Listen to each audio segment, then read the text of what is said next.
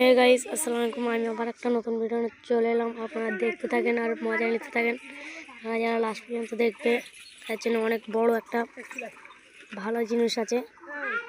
এটা যদি পেতে চান সাবস্ক্রাইব করে রাখবেন গাইস। আমি তো তোমার ছোট ভাইয়ের মতন লাগি।